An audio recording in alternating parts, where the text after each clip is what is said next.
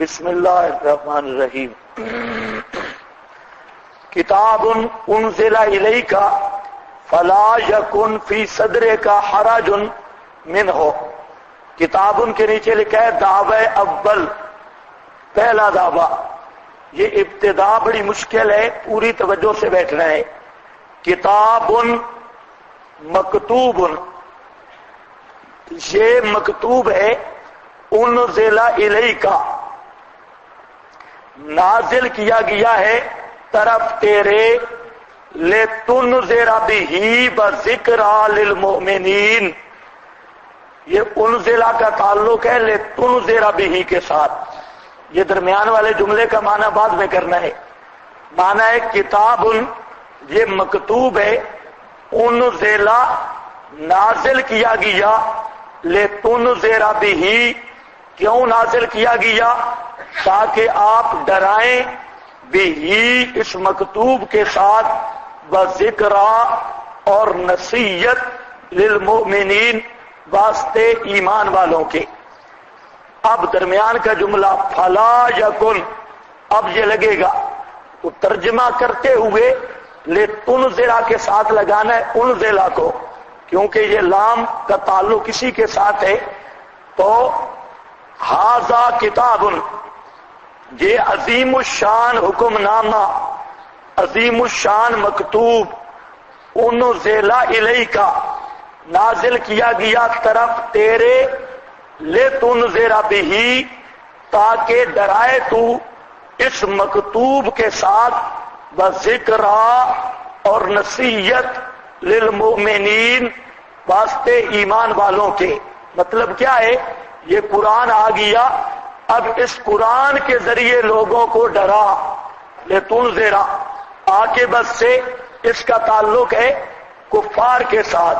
جو مسئلہ نہیں مانتے ان کو قرآن کے ذریعے ڈرا. اور ذکرا للمؤمنین، جو ماننے والے ہیں ان کو قرآن کے ذریعے نصیحت کر.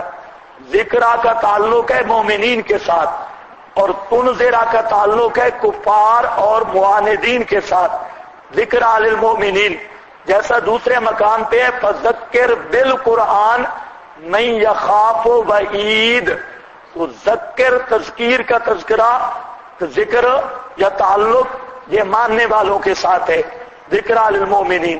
فلا یکن فی صدرک حرج منہ، پس نہ ہو تیرے سینے میں حرجن، کوئی تنگی، من ہو، اس سے تیرا سینہ تنگ نہ ہو کہ مشرک مانتے نہیں، یہ میری دعوت قبول نہیں کرتے، اس پر آپ تنگ نہ ہوں. بہادر ہو کے مسئلہ پہنچاؤ.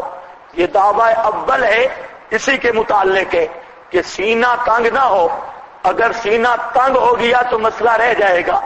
اس لیے کوئی تنگی محسوس نہ کرو، کھل کر مسئلہ بیان کرو لوگوں کے سامنے بہادری کے ساتھ. حرج منہ. ہاں بھائی،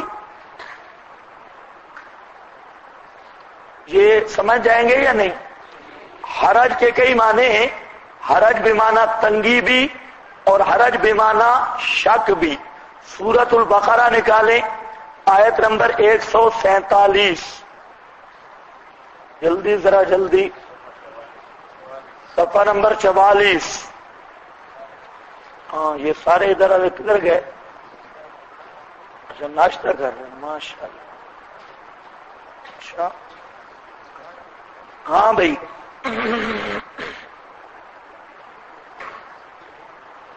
وہاں قرآن ناظرے بھی نہیں آنا. کئی صرف ٹوٹل پورا کرنے کے لیے آتے ہیں نا.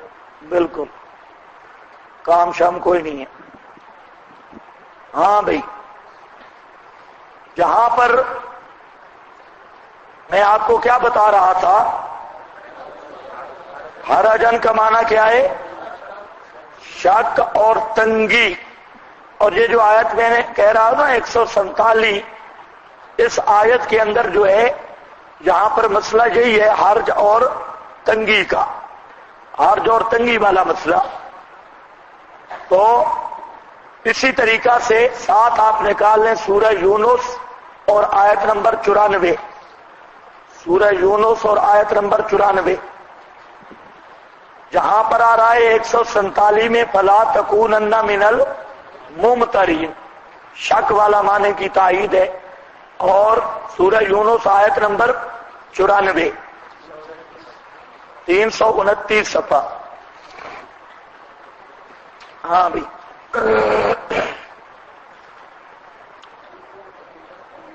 ان کنت فی شک، یہی حرج کا معنی شک والا، اور دوسرا حرج کا معنی تنگی والا، یہاں پر حرج بے معنی تنگی ہے۔ کعبہ کو وہ ادھر اٹھ اور وہ پیچھے جا کے بیٹھ، اٹھا دے اس کو ادھر سے، وہ پیچھے جا کے۔ ہاں بھائی، بعض جو منحوس بزرگ سامنے بیٹھتے ہیں نا تو وہ سبق بھی چلا جاتا ہے۔ فی صدرے کا حرج منہ، اتبعوا ما انزل الیک من ربکم، اتبعوا دعویٰ ثانی، قرآن کی پیروی کرو اور قرآن کے مد مقابل کسی چیز کو نہ مانو۔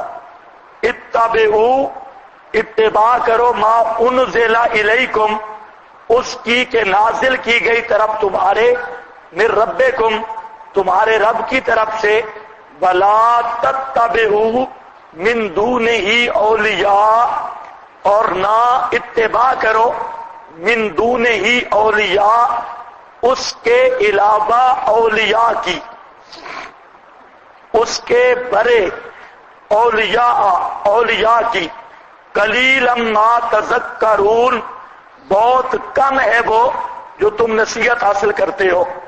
اتبعوا ما انزل الیکم من ربکم، نیچے لکھا ہے تحریمات خود ساختہ چھوڑ دو۔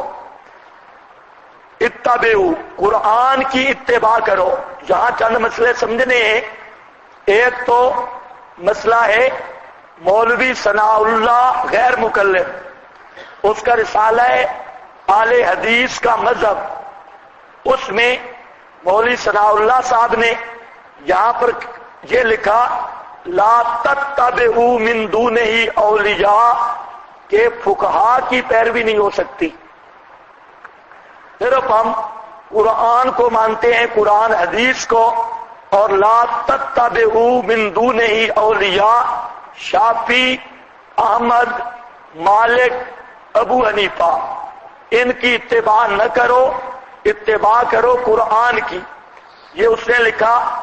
اور اہل حدیث کہتے ہیں کہ یہ ہمارا شیخ القرآن ہے، حالانکہ اتنی بڑی تعریف اور اتنا بڑا غلط مطلب تو کوئی بچہ بھی نہیں نکال سکتا جو ان کا شیخ القرآن جہالت کی وجہ سے نکال رہا ہے۔ اور آپ سمجھیں گے اگر یہاں پر مقصد ہے یہی اتبعوا ما انزل الیکم من ربکم، تو پھر حدیث بھی گئی۔ اگر صرف قرآن کی پیروی ہے تو پھر کیا سمجھ رہے ہو؟ ما انزل الیکم من ربکم، ما انزل کی پیروی کرو، جو نازل کیا گیا طرف تمہارے رب کی طرف سے، ولا تتبعوا من دونہ من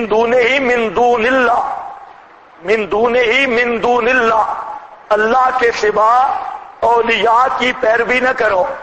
اگر یہ مولوی ثناء اللہ کی بات مانے تو پھر حدیث سے بھی چھٹی ہو گئی، کیونکہ یہاں بات ہے صرف ما انزل کی۔ اگر یہ مولوی ثناء اللہ کہے کہ ما انزل سے مراد قرآن اور حدیث ہے، ہم کہتے ہیں اس پہ دلیل لا۔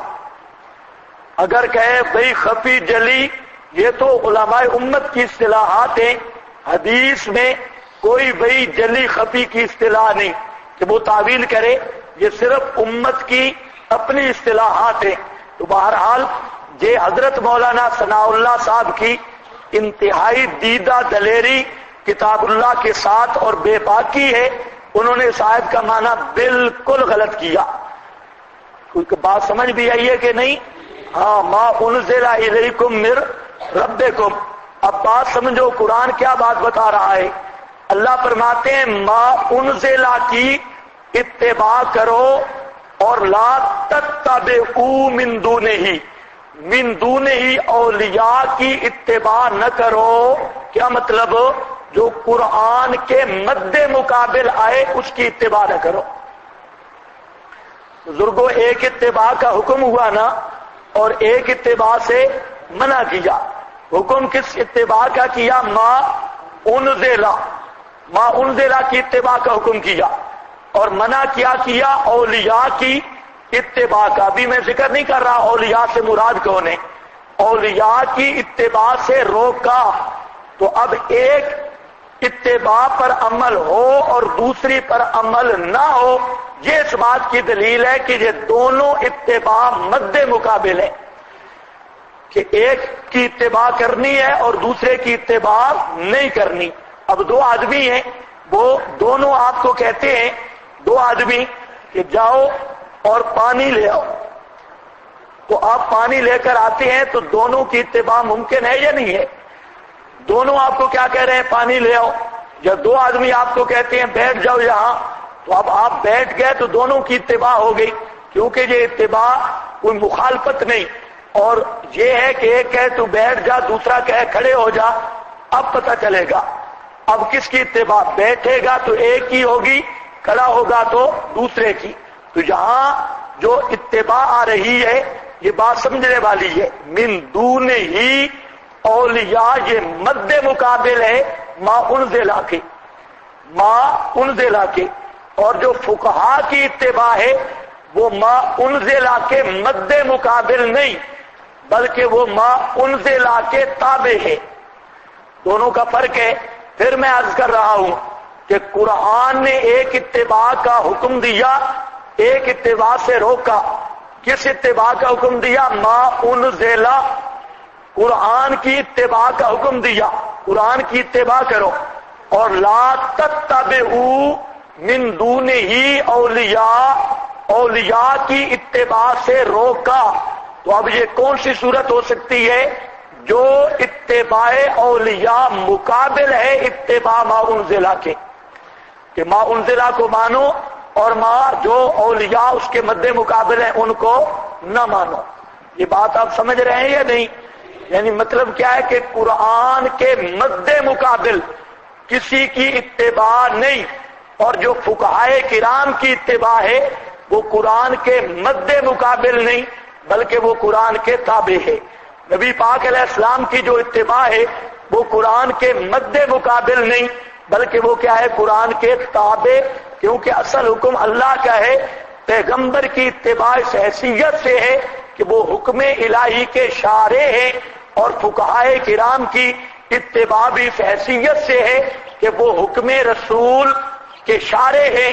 تو شارع تابع ہوتا ہے، ان کی اتباع ہے تبعیت میں نہ کہ مقابلے میں. تو قرآن جس اتباع کا منع کر رہا ہے بلا تتبعوا من دونہ اولیاء، یہ وہ مضمون ہے جو میں نے ذکر کیا تھا کہ رحمانی نظام کی اتباع کرو اور دجالی نظام کی اتباع نہ کرو.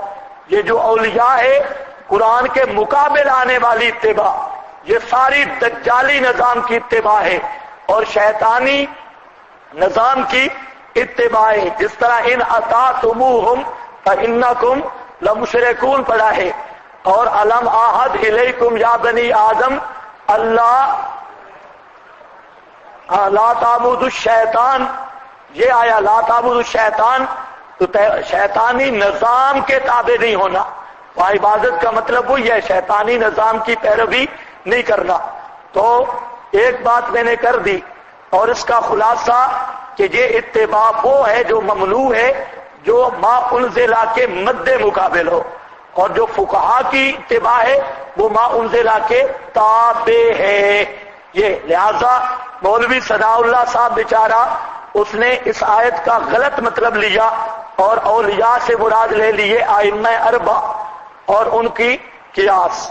نمبر 2، یہ جو مسئلہ آیا کہ ما انزلہ کے مد مقابل کسی کی اتباع نہیں ہو سکتی، تو ہمارے فقہائے کرام نے اسی آیت سے لیا ہے کہ خبر واحد قرآن کے مقابل حجت نہیں. کیا سمجھ رہے ہو؟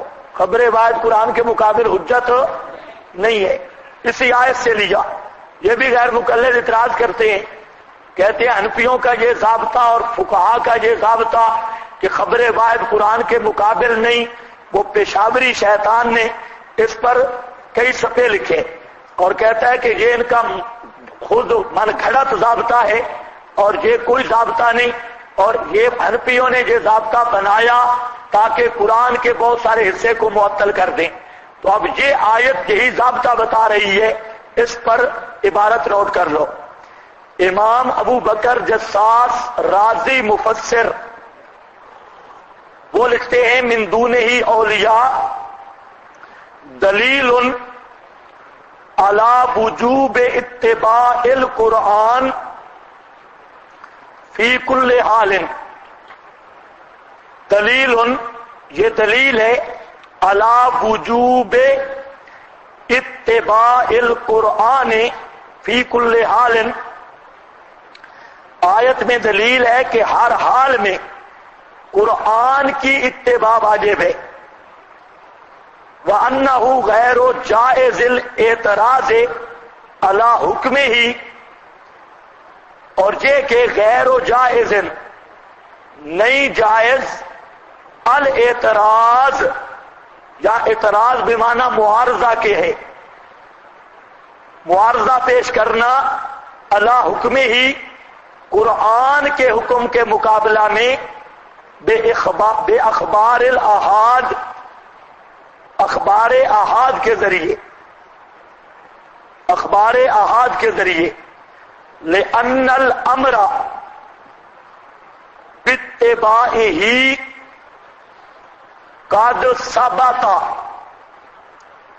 بنص التنزیل، بنص التنزیل وقبول خبر واحد غیر ثابت بنص التنزیل. ھذا يدل على صحة قول اصحابنا في ان من خالف القرآن في اخبار الاحاد غیر مقبول، غیر مقبول. یہ بہت زبردست عبارت ہے احکام القرآن کی، اور یہ صرف یہاں نہیں، یہ متعدد کئی سینکڑوں مقامات پہ آپ کو کام آئے گی. یہ عبارت فرماتے ہیں کہ اس آیت میں دلیل ہے علی وجوب اتباع القرآن فی کل حال، ہر صورت میں قرآن کی اتباع واجب ہے. اس آیت میں اتبعوا میں اسی کی دلیل ہے. اور دوسرا کہ غیر و جائز ہی نہیں ہے معارضہ پیش کرنا الاعتراض علی حکمہ ہی، قرآن کے حکم پر بے اخبار الاحاد، اخبار احاد کے ذریعے خبر واحد کو قرآن کے مد مقابل پیش کرنا یہ جائز ہی نہیں، غیر و جائز، یہ جائز نہیں ہے. لأن الامر باتباعہ، اس لیے کہ قرآن کی اتباع کا امر یہ قطعی ہے. بہت عجیب بات کی، قرآن پاک کی اتباع کا امر یہ کیا ہے؟ قطعی. قد ثبت بنص التنزیل، یہ خود قرآن کی نص سے ثابت ہے. بقبول خبر واحد غیر ثابت بنص التنزیل، اور خبر واحد کا قبول کرنا یہ قرآن کے قطعی آیت سے ثابت نہیں. آگے ھذا يدل علی صحت قول اصحابنا، یہ آیت دلالت کرتی ہے ہمارے اکابر بزرگوں کے، احناف کے اس قول پر کہ فی ان من خالف القرآن فی اخبار الاحاد غیر مقبول، جس آدمی نے خبر واحد کے ذریعے قرآن کی مخالفت کی، ایک مسئلہ قرآن میں آ گیا، مد مقابل وہ خبر واحد پیش کرتا ہے تو غیر و مقبول، ہمارے تمام اکابر متفق ہیں کہ وہ مقبول نہیں ہے۔ اب سمجھو، اگر آپ کو یہ عبارت سمجھ آ گئی نا تو بہت ساری چیزوں سے جان چھوٹ جائے گی۔ یہ اشاعتیوں کی بات ہے یا احناف کی؟ اور احناف کی بات یہ بے دلیل ہے یا با دلیل ہے؟ دلیل کیا ہے؟ آیت کے اندر بھی غور کر لو، میں نے جو معنی کیا نا اتبعوا ما انزل، قرآن کی اتباع کرو اور قرآن کے مد مقابل کسی کی بھی اتباع نہ کرو، تو خبر فائد بھی اگر قرآن مقدس کے مد مقابل آئے گی اس کی لا تتبعوا، قرآن کہتا ہے اس کی اتباع نہ کرو۔ اور اگر کسی مجتہد کا قول بھی قرآن کے مد مقابل آئے گا، قرآن کہتا ہے لا تتبعوا، ہم نے معنی جو کیا وہ قرآن کے یہی انداز ہے کہ حدیث آئے تب بھی قرآن کے مقابل نہیں چل سکتی، فقہا کی عبارات ہیں تب بھی قرآن کے مقابل نہیں چل سکتی، خبر واحد ہو تب بھی قرآن کے مقابل نہیں چل سکتی۔ ہاں، قرآن کے تابع ہو کر خبر فائد بھی چلے گی، اجتہاد بھی چلے گا، ائمہ کی عبارات بھی چلے گی، استنباط بھی چلے گا۔ تو خلاصہ یہ نکلا اس آیت کا کہ قرآن مقدس کی عظمت یہ ہے کہ اس کے مقابل کوئی چیز معتبر نہیں، باقی جو چیز بھی قابل اعتبار ہوگی اس کے لیے شرط ہے کہ وہ قرآنی حکم کے تابع ہو۔ کیا سمجھ رہے ہو؟ قرآنی حکم کے، ہاں ذرا اونچا بولو نا مجھے پتہ چلے، ہاں اور اونچا اور اونچا، یہ تو کم خراب ہے، اور اونچا اور، ہاں چودراہٹ ذرا ختم ہونا۔ اتبعوا ما انزل الیکم، یہ بات سمجھ گئے میری؟ اچھا، اسی پر ایک اور عبارت بھی نوٹ کر لو، یہ عبارت ہے امام قرطبی شافعی کی، فرماتے ہیں دلت الآیت علی ترک اتباع الآراء مع وجود النص، یہ آیت دلالت کرتی ہے کہ جہاں نص موجود ہو تو وہاں پر بزرگوں کی رائے، اکابر کی کتابیں وہاں نہیں چل سکتی۔ دلت الآیت علی ترک اتباع الآراء مع وجود النص، قرطبی فرماتے ہیں کہ جہاں نص موجود ہوگی، نص کے ہوتے ہوئے آراء میں نہ کسی مجتہد کی رائے چل سکتی ہے نہ کسی مقلد کی۔ وہی بات میں نے کہہ دی نا کہ نص کے مقابل میں کسی کا قول نہیں چل سکتا، نہ بزرگوں کا نہ مجتہدین کا۔ اب ذرا غور کرو، غیر مقلد ہم پہ الزام لگاتے ہیں جی حنفی بڑے اندھے مقلد ہوتے ہیں۔ اب ہم یہ کہتے ہیں کہ قرآن کے مقابل تو ہم خبر فائد بھی نہیں مانتے، تمہیں شرم نہیں آتی یہ الزام لگاتے ہوئے؟ امام تو بہت پیچھے رہ گیا، جب خبر فائد ہم نہیں تسلیم کر رہے قرآن کے مد مقابل، پھر یہ تان دینا کہ قرآن کے مقابل یہ مانتے ہیں، تو یہ سوا، آگے خالی جگہ پر کر لینا، ہاں ہر ایک اپنے ذوق سے، سوا چلو سوا بے ایمانی کے کچھ بھی نہیں۔ چلو یہ آیت ہو گئی۔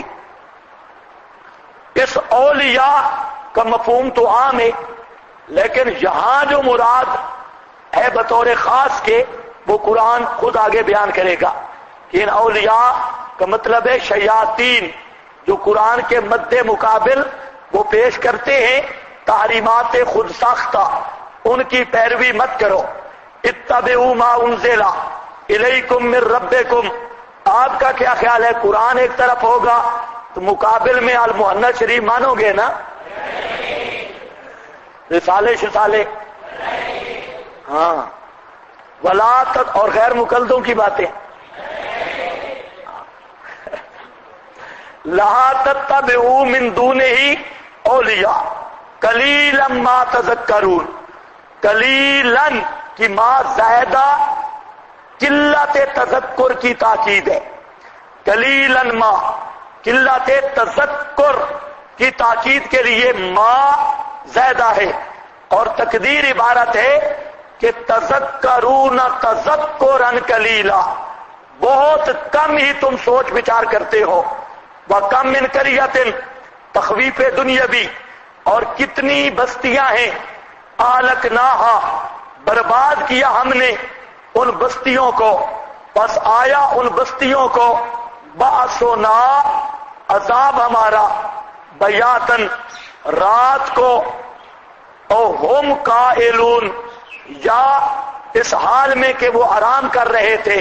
فما کان دعواہم اور ہمیشہ رہی فریاد ان کی، اذ جاءہم بأسنا جب آئی ان کے پاس باس ہماری، یا ماں نافیہ بناؤ، نہیں تھی دعواہم فریاد ان کی جس وقت آئی ان کے پاس باسنا پکڑ ہماری، الا ان قالوا مگر یہ بات انا کنا ظالمین کہ بے شک ہم تھے ظالمین، نیچے لکھا ہے مشرکین از عباسی، ہم انا کنا ماضی استمراری پوری زندگی ہم ظالم رہے، مشرک رہے.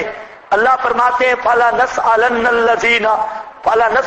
الَّذِينَ أُرْسِلَ إِلَيْهِمْ، البتہ ضرور بالضرور یہ تخویف اخروی ہے، ہم پوچھیں گے الذین ان سے ارسل الیہم جن کی طرف بھیجے گئے، وَلَا نَسْأَلَنَّ اور ہم ضرور بالضرور پوچھیں گے المرسلین رسولوں سے، ہم مرسل الیہم سے بھی پوچھیں گے امتوں سے، اور مرسلین سے ان سے بھی پوچھیں گے.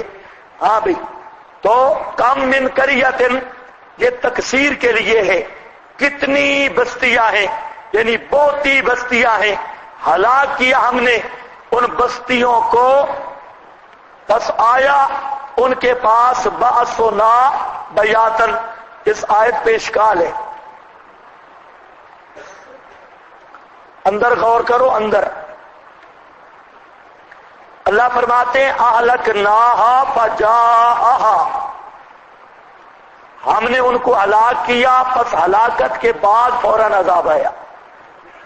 کس کے لیے آتی ہے؟ تاکیب مال وصل کے لیے. اب یہاں پر معنی کیا بنے گا؟ اہلکناہا ہم نے ان بستیوں کو تباہ کیا، فجاءہا ہماری ہلاکت کے فوراً بعد عذاب آ گیا.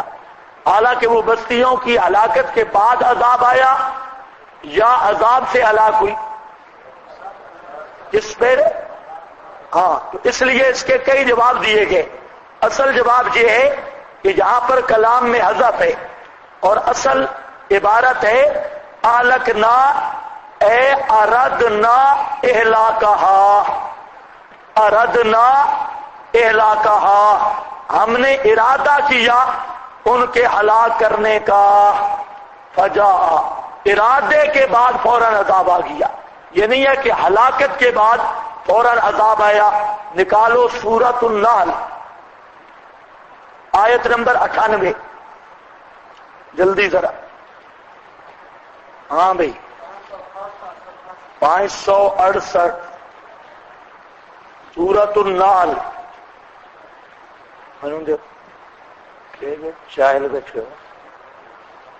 ہاں بھائی دیکھو یہاں پر فَإِذَا قَرَأْتَ الْقُرْآنَ فَاسْتَعِذْ بِاللَّهِ مِنَ الشَّيْطَانِ الرَّجِيمِ، یہاں پر فا آ رہی ہے، فجاءہا آیا نا، تو یہاں پر بھی فا ہے.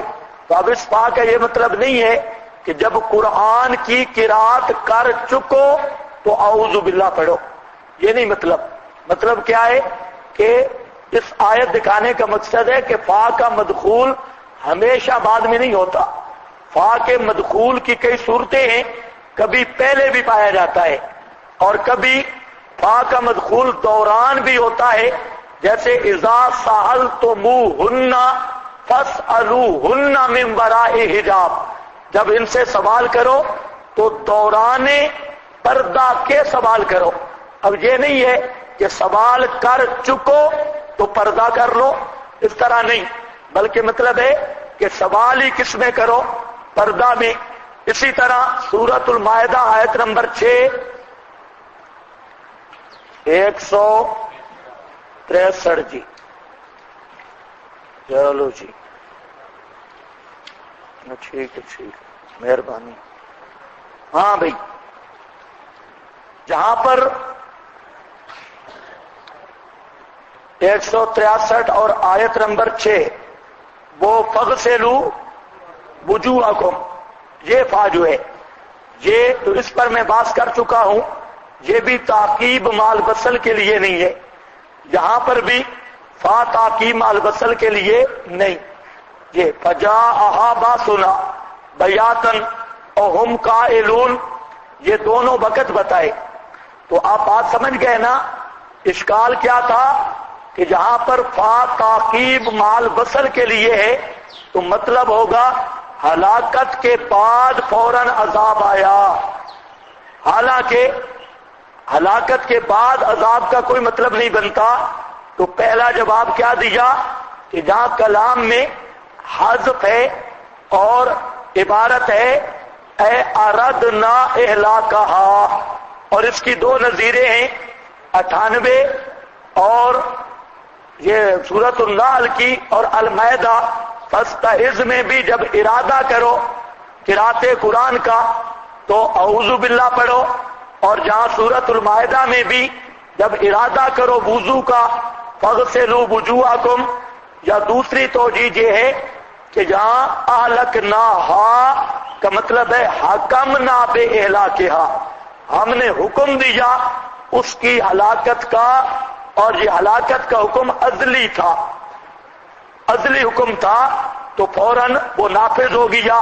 مطلب ہے ہمارا جو عدلی حکم تھا، حکمنا ہم نے فیصلہ ازل میں کیا تھا، وہ فیصلہ ازل والا ان کی ہلاکت کا، تو اس کو نافذ کیا بصورت اتیان عذاب، عذاب لے آنے کی صورت میں۔ یا تیسرا معنی اہلکنا کا اہلاک بے معنی خذلان ہے، خذلان سلب توفیق، ہم نے ان سے توفیق چھین لی، توفیق چھیننے کے بعد عذاب آیا۔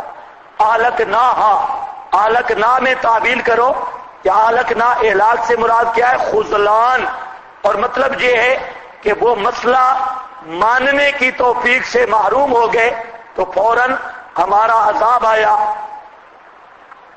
اور یہ معنی حدیث میں موجود ہے کہ حالق کہتے ہیں جس سے توفیق سلب ہو جائے، اور بے توفیق آدمی کو قال النبی صلی اللہ علیہ وسلم، نبی پاک صلی اللہ علیہ وسلم نے فرمایا کہ ترکت امتی علی المحجۃ البیضاء لیلھا کنہارھا لا یزیغ عنہا الا ہالک۔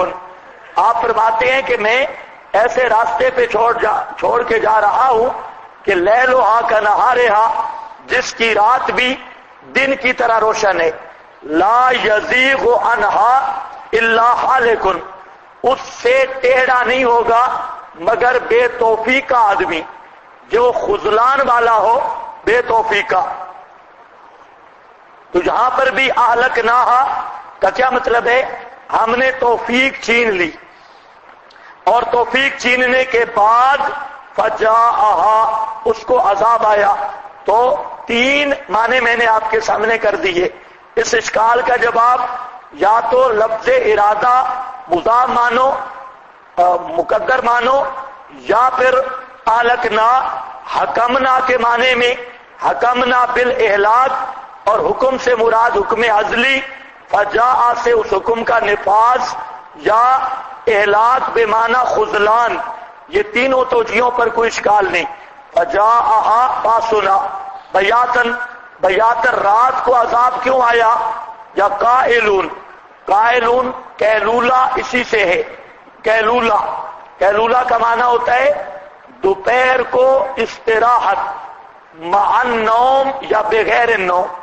عام طور پہ سمجھتے ہیں کہ قیلولہ مع النوم ہوتا ہے، حالانکہ لغت عرب میں قیلولہ کے لیے نوم کوئی ضروری نہیں، نوم کے ساتھ ہو تب بھی، یا ویسے آدمی لیٹ جائے وہ بھی قیلولہ ہے. تو اسی سے یہ مسئلہ بھی نکل آیا کہ جو دوپہر کا قیلولہ مسنون اور مستحب ہے تو وہ صرف چند منٹ لیٹنے سے ہی وہ استحباب حاصل ہو جاتا ہے، نیت صحیح ہو، کیونکہ قیلولہ میں نوم کوئی شرط نہیں. آرام کرنے کے وقت مراد کیا ہے کہ ایسے وقتوں میں ان کو عذاب نے آ لیا کہ انہیں توقع ہی نہیں تھی، غفلت کا وقت تھا، عذاب آنے کی توقع ہی نہیں تھی، وہ اپنے غفلت میں تھے اور حالت غفلت میں عذاب نے آ لیا. فما کان دعواہم، یہ اعتراف مجرموں کا اعتراف. مجرم جب پکڑا جاتا ہے تو ساریاں مانتا ہے. تو فما کان دعواہم، پس نہیں تھی فریاد ان کی، اذ جاءہم باسنا، جب آ پہنچی ان کے پاس باسنا پکڑ ہماری، الا ان قالوا، مگر یہ کہنا، انا کنا ظالمین، بے شک ہم تھے ظلم کرنے والے، مشرک، یہ ہمارے ہی ظلم تھا اور ہم ہی ظلم کرتے رہے، اللہ کی صفات اور حقوق غیروں کے اندر مانتے رہے. فَلَنَسْأَلَنَّ الَّذِينَ أُرْسِلَ إِلَيْهِمْ، یہ تخویف اخروی ہے.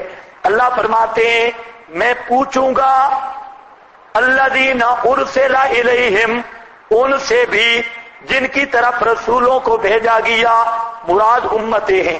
اور اس سوال سے مقصد ہے کہ رسول تمہارے پاس آ کے انہوں نے مسئلہ بیان کیا تھا یا نہیں. الم یاتکم رسول منکم یتلون علیکم آیات ربکم وینذرونکم لقاء یومکم ھذا، یہ سوال ہوگا.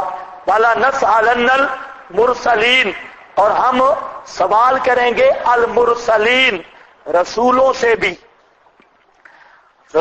بھی پوچھا جائے گا. یہ سورۃ المائدہ آیت نمبر 109 اسی کی تائید میں، اور سورۃ القصص آیت نمبر 65 اور 66. نکالو سورۃ المائدہ آیت نمبر 109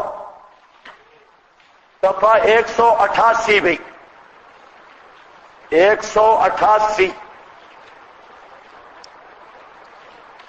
یوم یجمع اللہ الرسل فیقول ماذا اجبتم، یہ رسولوں سے سوال ہے.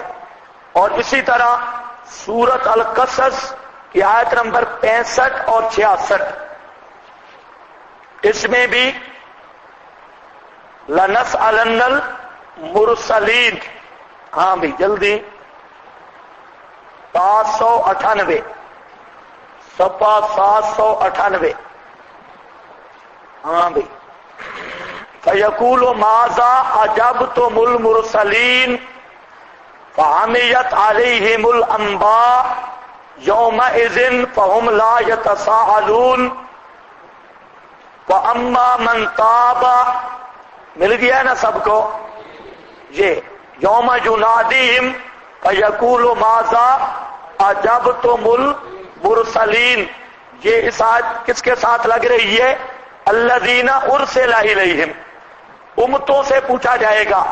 کیا پوچھا جائے گا؟ ماذا اجبتم المرسلین، تم نے رسولوں کو کیا جواب دیا تھا، یہ سوال. اور رسولوں سے کیا پوچھا جائے گا کہ ماذا اجبتم، ماذا اجبتم، یہ رسولوں سے سوال ہوگا. اور امتوں سے ماذا اجبتم، دونوں سے سوال. تو رسولوں سے سوال ماذا اجبتم، امتوں سے سوال ماذا اجبتم. یہ ہے تفسیر القرآن بالقرآن، خود سوال کی وضاحت ہے.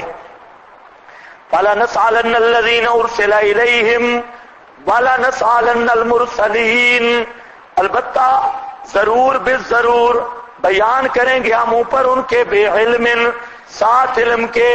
وَمَا كُنَّا غَائِبِينَ، اور نہیں ہے ہم غائبین، غیب ہونے والے، ما کننا غائبین، نہیں ہے ہم غیب ہونے والے۔ غیب کی ضد کیا ہے؟ حاضر۔ ہم غیب نہیں تو مطلب کیا ہے؟ حاضر ہے۔ ما کننا غائبین، ہم غیب نہیں تو مطلب کیا بنے گا؟ ہم حاضر ہیں۔ یہ جو بریلوی مذہب ہے اس میں ان کا نظریہ ہے کہ اللہ تعالیٰ کو حاضر ناظر سمجھنا بے دینی ہے۔ مفتی احمد جار خان نے لکھا اور احمد سعید کاظمی نے اپنے رسائل میں، اور اسی طرح ان کے اور بھی فتاوی جات میں یہ مسئلہ لکھا ہے کہ اللہ تعالیٰ کو حاضر ناظر کہنا بے دینی ہے، بلکہ کاظمی نے تو یہاں تک لکھا کہ یہ کفر ہے۔ جو اللہ تعالیٰ کو حاضر ناظر کہے تو یہ کفریہ نظریہ ہے۔ اب یہاں دیکھو ما کننا غائبین، قرآن کہتا ہے، اللہ فرماتے ہیں کہ ہم نہیں ہیں غائبین سے۔ جب غائبین سے نہیں تو کیا ہے؟ حاضر۔ اللہ تعالیٰ حاضر ہے، اور اس پر متعدد آیات موجود ہیں۔ ما کننا غائبین دلیل ہے حاضر و ناظر کی، لیکن بریلوی عجیب ہے، یہ آدھے بزرگ لکھ رہے ہیں کہ اللہ تعالیٰ کو حاضر ناظر کہنا بے دینی ہے، اور وہ دوسرا ان کا انوار شریعت جو فتاوی ہے 5 تن پلیت کا، 5 مولویوں کا اکٹھا فتاوی، تو ان حضرات نے لکھا ہے کہ ہر جگہ حاضر ناظر ہونا اللہ جل جلالہ کی شان ہے، کوئی نبی ولی اس میں شریک نہیں۔ یہ انوار شریعت میں 5 مولویوں کے فتاوے، وہ کہتے ہیں یہ اللہ کی شان۔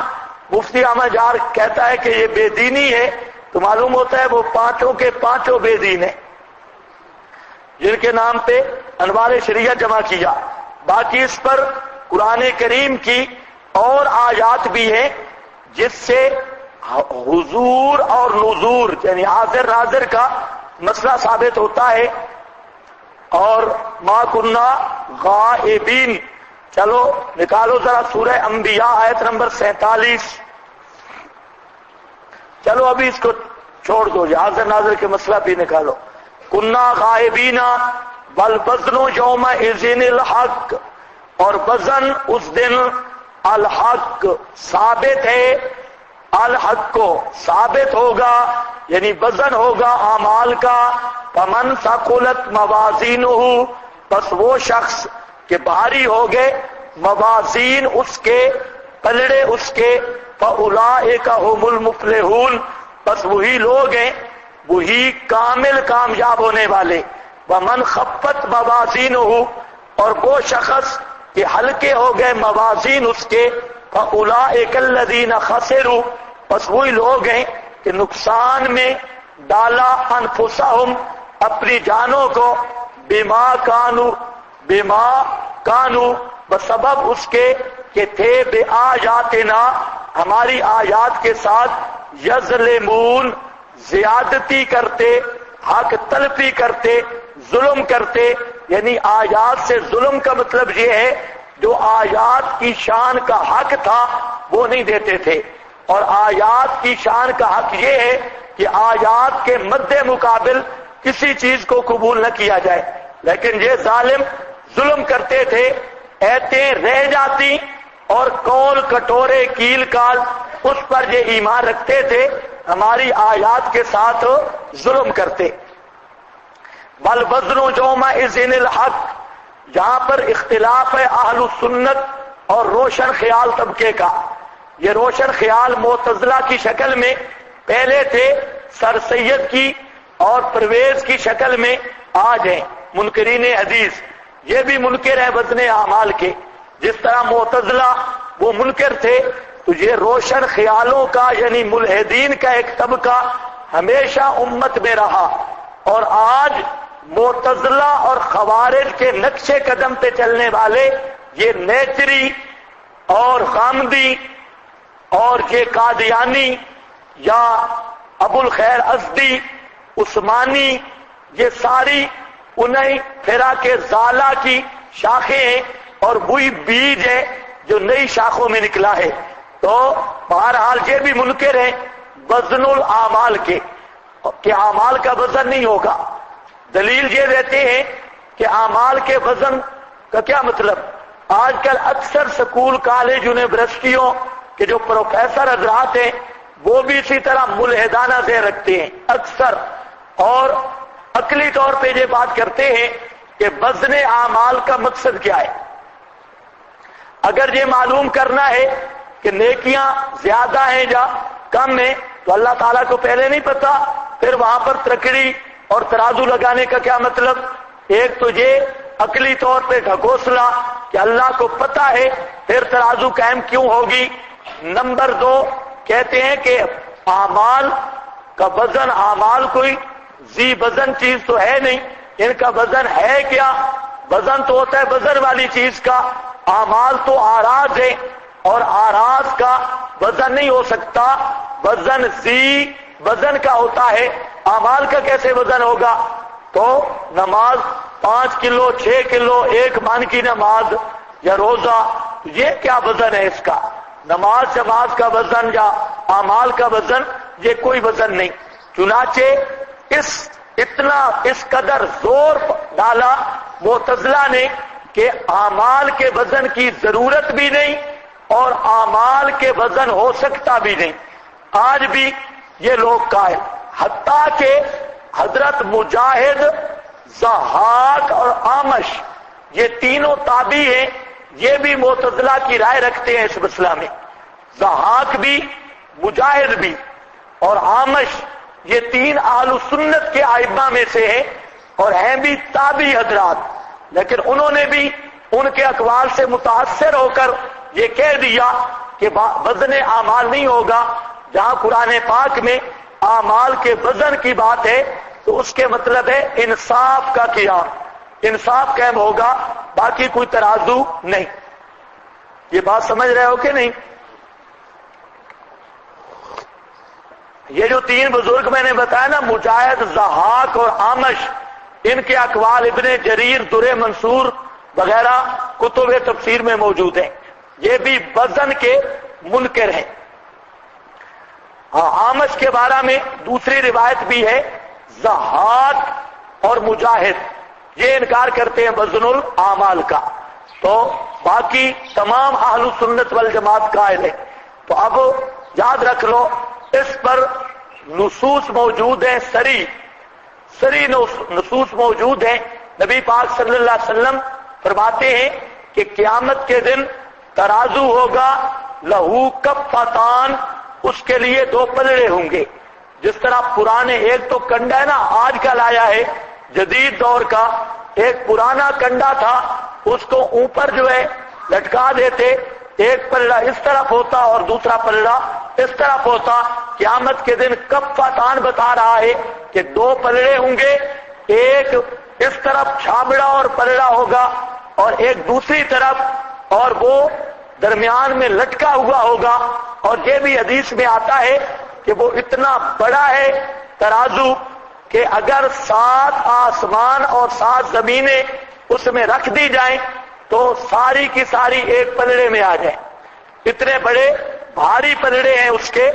اس میں انسان کی نیکیوں اور بدیوں کو تولا جائے گا، اور واقعہ تن وہ ترازو ہے۔ المیزان حق، اہل سنت کا نظریہ ہے، اس پر ایمان لانا ضروری ہے۔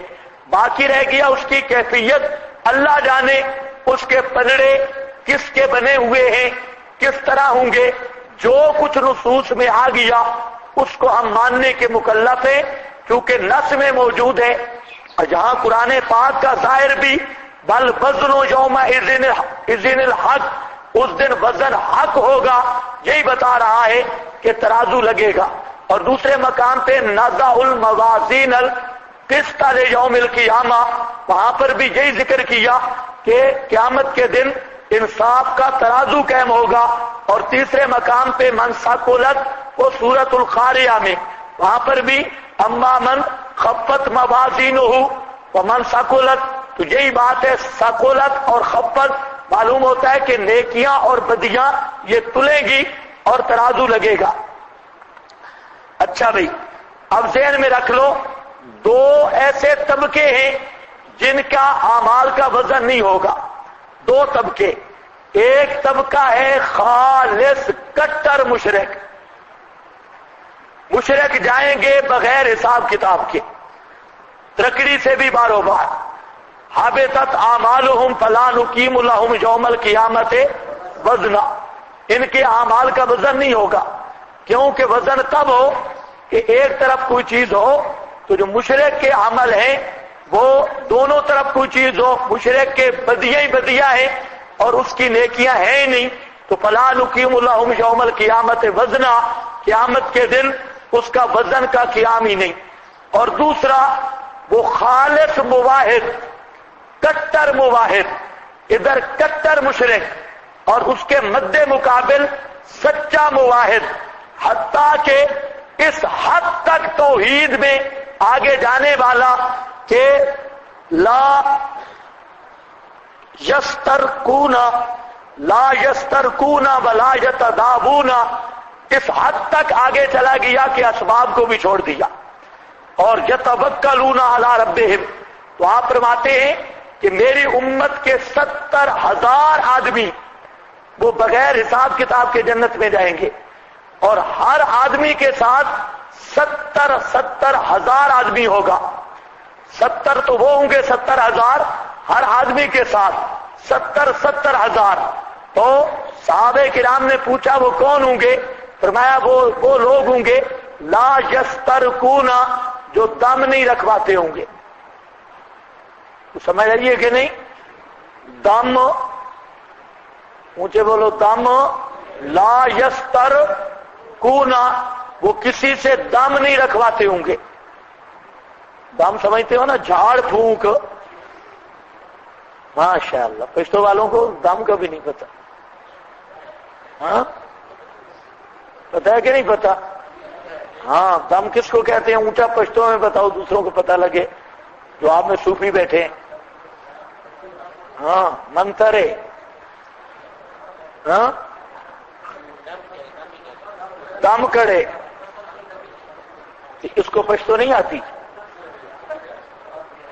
ہاں بھائی، لا یسترکونا تو سمجھ جاؤ، رقیہ نہیں طلب کرتے، یعنی دم نہیں رکھواتے۔ ہاں، اس پر لوگ بڑے خوش ہو گئے، کئی آج کل جو وہ عثمانی بڑے خوش ہوتے ہیں، ہاں تعویذوں کی نفی ہو گئی، یا تعویذوں کی نفی نہیں ہو رہی، یا نفی ہو رہی ہے لا یسترکونا، رقیہ طلب نہیں کرتے، جھاڑ پھونک نہیں کرواتے، اور آگے لا یتداوون، اور ڈسپرین بھی نہیں کھاتے، دوائی بھی نہیں لیتے، لا یتداوون، دم بھی نہیں کرواتے اور دوائی بھی استعمال نہیں کرتے، ہسپتالوں کا طواف بھی نہیں کرتے، بلکہ آگے آ رہا ہے یتوکلون علی ربہم، ان کے توکل کا درجہ اتنا اونچا ہے کہ جو یہ ظنی اسباب ہیں ان کو بھی انہوں نے چھوڑ دیا، اور ماذ یتوکلون علی ربہم، اللہ ہی پر بھروسہ کرنے والے، تو نہ دم، نہ تعویذ، نہ دوائی، تینوں چیزیں نہیں، یتوکلون علی ربہم، اللہ پر بھروسہ رکھتے ہیں، تو یہ توحید کے اعلیٰ درجہ میں جو پہنچ گئے وہ بھی بغیر حساب کتاب کے جنت میں جائیں گے، اور جو شرک کے اعلیٰ درجہ میں پہنچے وہ بھی بغیر حساب کتاب کے جہنم میں جائیں گے۔ ترازو درمیان میں قائم ہوگا۔ ایک، اب اس پر علماء نے یہ بھی بات کی کہ ترازو، بلکہ یہ باتیں تو آپ ہر سال ختم بخاری پہ سنتے ہیں، ہاں یہ بار بار سنی سنائی، اور اس بدعت میں شریک ہو کر آپ ماشاءاللہ بہت استفادہ کرتے ہیں۔ سارا سال شیخ الحدیث حدیث پڑھا رہا ہے، اور آخری حدیث کسی شیخ الحدیث کو نہیں آتی، وہ آپ بزرگ آ رہے ہیں، اور اس پر جتنی فضولیات اور اسراف اور عام طور پہ خرافات ہیں، الامان والحفیظ، اور وہ بھی اس کے جو ساز و سامان ہے وہ علیحدہ ہے۔ بہرحال آپ تو بزرگ ہیں، آپ کو زیادہ پتہ ہے۔ ختم بخاری کی تقریبات میں جو آج کل مدارس میں یہ ایک ترتیب چلی ہے، اس ترتیب پر اس کے ناجائز ہونے میں کسی کو کوئی اختلاف مسلمان کو نہیں ہونا چاہیے، کسی مفتی کو بھی، کیونکہ اس میں بہت ساری خرابیاں جمع ہیں۔ ایک تو الاسراف ہے، کارڈ جو چھپتے ہیں، اس کارڈ، اس دفعہ میرے پاس کارڈ ہے، میں نے سنبھال کے رکھے ہوئے ہیں، جیسے شادی کے کارڈ چھپتے ہیں اس طرح کی فضول خرچیاں طلباء وہ کارڈ شائع کرتے ہیں، اور قیمتی قیمتی کارڈ، پھر جو چندے جس طرز پہ ہوتے ہیں، اور پھر اس کے بعد جو دعوت میں اسراف ہوتا ہے، اور اس کے بعد جو حضرت صاحب بلایا جاتا ہے وہ آخری حدیث والا، تو بہرحال اس میں بہت ساری چیزیں ہیں۔ تو بل ایک حدیث آپ رکھ لیتے ہیں، بل وزن یومئذ الحق، اس آیت کی تشریح بن جاتی ہے۔ تو وزن سے مراد بعد نے لیا کہ نفس اعمال کا وزن ہوگا۔ یہ کون بے وقوف بیٹھا ہے ادھر، اس نے نام نہیں لکھا؟ کیا کسی بریلوی یا کسی مذہب کے سے تو ہم کروا سکتے ہیں؟ تھوڑی سی وضاحت کریں۔ واہ واہ، کیا ایک مٹھی سے زیادہ داڑھی رکھنا جائز ہے یا ناجائز؟ ہاں، تو کبھی نام لکھ دیتا ہے نا پرچی کے نیچے، پھر آسانی ہو جاتی۔ فضول پرچیاں نا جو فی الحال سورۃ الاعراف کی ابتدا بہت مشکل ہے۔ تعویذ کا کیا مسئلہ ہے؟ اب دیکھو، یہ مسئلہ تعویذ کا پوچھ رہا ہے اور لفظ بھی غلط لکھا ہے، اتنا جاہل ہے کہ تعویذ لکھنے کا طریقہ بھی نہیں آتا، اور ہے محقق۔ تعویذ کا کیا مسئلہ ہے؟ تعویذ زوئے کے ساتھ لکھا ہے، ہاتھ میں ڈالنا، تعویذ پر پیسے لینا کیسا ہے؟ یہ فرید صاحب کون ہے بھائی؟ ہاں، کون ہے فرید صاحب؟ ہاں، کون بزرگ ہے؟ بکر ضائع نہ کرے، زیارت ہو جائے۔ کون ہے فرید صاحب؟